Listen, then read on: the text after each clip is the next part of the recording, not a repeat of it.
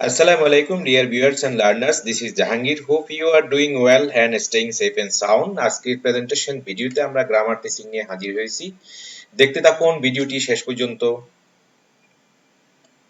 What do you see in the picture? ছবিতে আপনারা কি দেখতে পাচ্ছেন? এখানে তিনটা কোয়েশ্চেন রয়েছে। Where is the ball?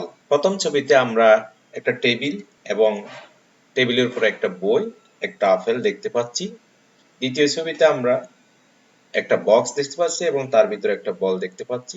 তৃতীয় ছবিতে আমরা একটা টেবিলের নিচে একটা বিড়ালকে দেখতে পাচ্ছি। So question is that where is the ball? বলটি কোথায়?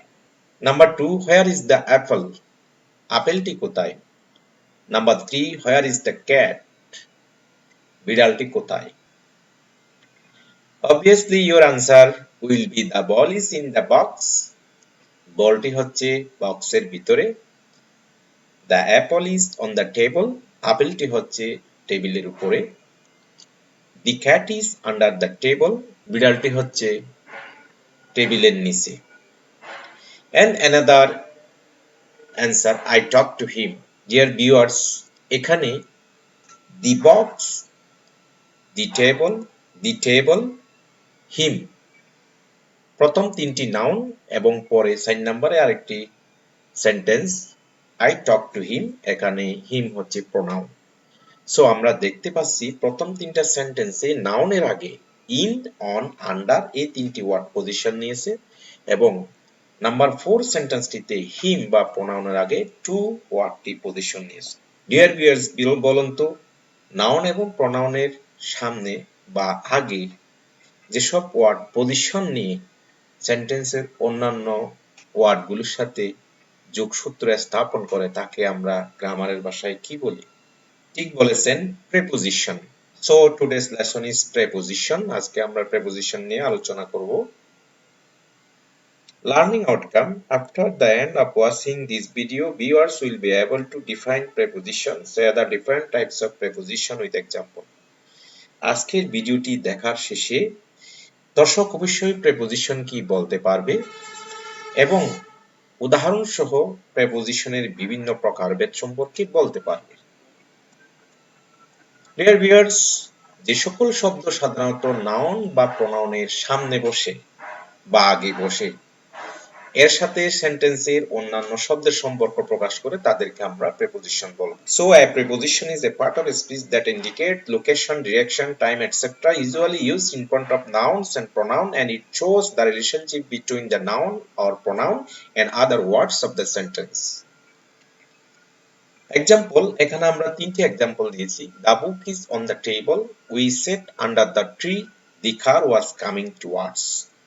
এখানে প্রথম এক্সাম্পলে on হচ্ছে preposition, because on is indicating the location of the book, অর্থাৎ অনটা হচ্ছে বইটির লোকেশন ইন্ডিকেট করছে বা নির্ণয় করছে। সো এটা on হচ্ছে preposition. We sat under the tree, এখানে under হচ্ছে preposition, because under is indicating the location of we. আমরা কোথায় বসেছি? আমরা গাছের নিচে বসেছি, আমাদের একটা লোকেশন ইন্ডিকেট করছে। সো under হচ্ছে preposition. And third example, the car was coming towards, এখানে toward is similarly a preposition because it shows the location of the car. কারটি কোন দিকে চলে আসতেছে? আমাদের দিকে। সো এটা কারের একটা লোকেশন নির্দেশ করছে, তাই এখানে towards হচ্ছে preposition। এবার আসি টাইপস অফ প্রেপোজিশন। আমরা প্রেপোজিশনকে কত ভাগে ভাগ করতে পারি? প্রেপোজিশনকে বিভিন্ন ভাবে ভাগ করা যায়, যেমন simple preposition, compound preposition, phrase preposition, participle preposition, double preposition, preposition of time, preposition of place, preposition of direction, preposition for an agent, and preposition used for tools, mechanism or gadget. এভাবে আমরা প্রেপোজিশনকে ভাগ করতে পারি। নাও simple preposition.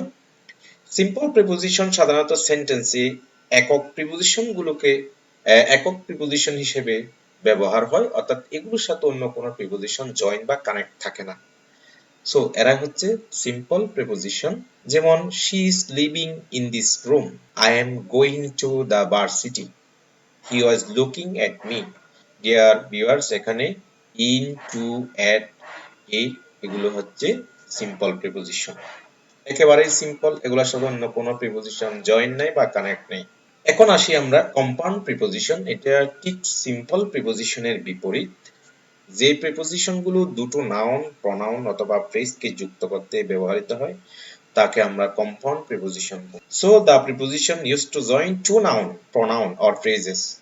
দুই বা ততোধিক noun, দুইটা noun বা দুইটা প্রনাউন অথবা ফ্রেজ এভাবে যখন যুক্ত করবে আমরা তাকে বলবো কম্পাউন্ড প্রিপোজিশন। যেমন between, before, around, about, along, above, etc.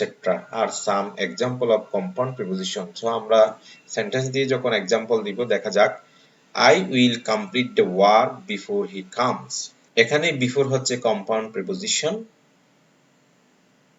She was asking about this matter. এখানে about হচ্ছে compound preposition. The river is running across the town. নদীটি শহরের উপর দিয়ে প্রবাহিত হয়েছে। এখানে across হচ্ছে compound preposition. Now phrase preposition. যে preposition গুলো দলবদ্ধ শব্দ বা গ্রুপ অফ ওয়ার্ডস এবং সেন্টেন্সের বিভিন্ন অংশের মধ্যে সম্পর্ক বোঝায় তাদেরকে ফ্রেজ প্রিপোজিশন বলে। যেমন in spite of, in front of, in order to, due to, on account of, for the sake of, etcetera আর some examples of phrase preposition. আমরা সবসময় দেখব ফ্রেজ প্রিপোজিশনে বেশ কয়েকটা প্রিপোজিশন একসাথে যুক্ত থাকে। যেমন ইন স্পাইট অফ, এখানে ইন এবং অফ, মাঝখানে স্পাইট। ইন ফ্রন্ট অফ, এখানে ইন, ফ্রন্ট এবং শেষে of, in front of.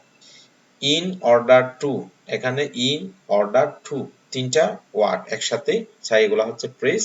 Examples, she come here in order to meet me, এখানে ইন অর্ডার টু হচ্ছে phrase preposition. We are standing in front of the college, phrase preposition. She could not come here due to her illness, এখানে due to হচ্ছে phrase preposition. I did not go to watch the movie assuming that it would be boring, এখানে assuming that হচ্ছে phrase preposition. Group of words যখন দুইটা নাউনকে সবসময় বা সেন্টেন্সের বিভিন্ন অংশের মধ্যে সম্পর্ক স্থাপনের চেষ্টা করে তখন তাকে আমরা ফ্রেজ প্রিপোজিশন বলবো। এখন আমরা আসি ডাবল প্রিপোজিশন। দুটো প্রিপোজিশন যুক্ত হয়ে একটি নতুন প্রিপোজিশন গঠন করলে তাকে আমরা ডাবল প্রিপোজিশন বলবো। When two prepositions come together to create a new word, example, because of, from behind, within, out of, outside of, etc. are called double preposition. আমরা সেন্টেন্স দিয়ে উদাহরণ দিতে পারি, he could not come to the meeting because of his illness, এখানে because of এ প্রিপোজিশনটাতে আমরা বাংলায় দুইটা preposition পাবো, একটা because একটা of, সো এটা হচ্ছে double preposition. I have to do this work within today, এখানে with এবং in দুইটা মিলে within, এখানে within হচ্ছে ডাবল প্রিপোজিশন।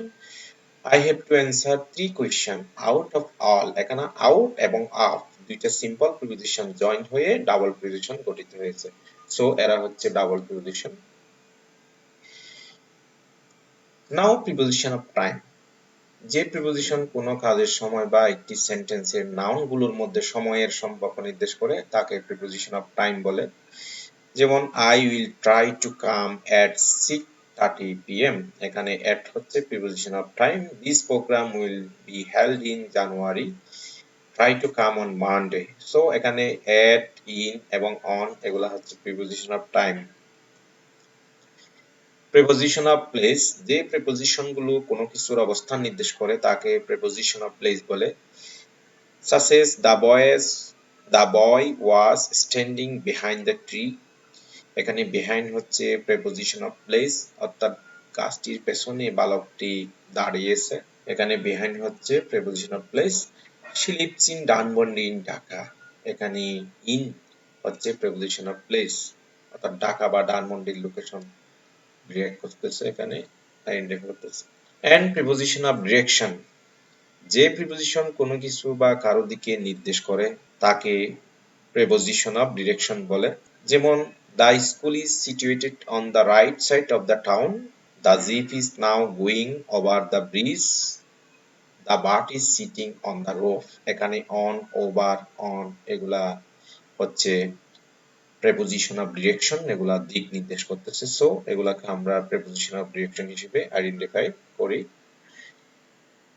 এখন প্রিপোজিশন ফর অ্যান এজেন্ট, যে প্রেপোজিশন কোনো কাজ ও কাজ সম্পাদনকারীর মধ্যে সম্পর্ক নির্দেশ করে তাকে প্রেপোজিশন ফর এজেন্ট বলে। সরি, এখানে এটা প্রেপোজিশন হবে, এখানে পি একটা মিসিং হয়েছে। সো এনিহাউ, যে প্রেপোজিশন কোনো কাজ ও কাজ সম্পাদনকারীর মধ্যে সম্পর্ক নির্দেশ করে তাকে আমরা প্রেপোজিশন ফর এজেন্ট বলবো। Example, I like to go there with you. She likes to read the books written by Tagore. এখানে উইথ এবং ঠাকুর এই দুইটা হচ্ছে প্রেপোজিশন ফর এজেন্ট। এখানে আগেই বলা হয়েছে যে প্রেপোজিশন কোনো কাজ বা কাজ সম্পাদনকারীর মধ্যে সম্পর্ক নির্দেশ করে তাকেই প্রেপোজিশন ফর এজেন্ট বলে। সো এখানে উইথ এবং বাই হচ্ছে preposition for agent. Preposition use for tool, mechanism or gadget, এই প্রেপোজিশন গুলো বিভিন্ন নাউনকে, যেমন যন্ত্র, বাদ্যযন্ত্র, মেশিন প্রভৃতি সেন্টেন্সের অন্যান্য শব্দের সাথে কানেক্ট করে। such as I open the bottle with the help of an opener. He likes to go long drives by his car. She came here on foot. এখানে of an opener, এখানে by his car, এখানে on foot, এগুলোর মধ্যে preposition use করা হয়েছে টুল এবং mechanism হিসেবে অথবা গ্যাজেট হিসেবে। সো এগুলা হচ্ছে preposition use for tool or mechanism or gadget. Dear viewers, এখানে একটা অ্যাক্টিভিটি সেট করা হয়েছে অ্যাক্টিভিটি 1 নামে। এখানে আমরা একটা ছবি দেখতে পাচ্ছি, একটা টেবিলে একটা প্রাণী দেখতে পাচ্ছি। বলুন তো প্রাণীটার ছবিটা কি? এটা শিয়াল মনে হচ্ছে। আর এখানে টেবিলে একটা ঘড়ি, দুইটা বই দেখতে পাচ্ছি। নিচে একটা বক্সে একটা কুকুর লুকিয়ে আছে দেখতে পাচ্ছি। তাহলে শিয়াল মামার পাঠশালা এরকমই হতে পারে।